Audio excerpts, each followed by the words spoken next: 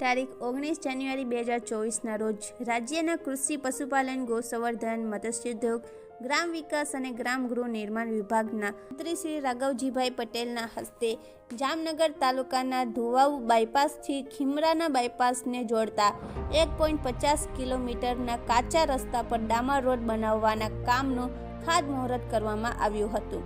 મુખ્યમંત્રી ગ્રામ સડક યોજના હેઠળ રૂપિયા 93 લાખના ખર્ચે ડામર રોડનું નિર્માણ કરવામાં આવશે।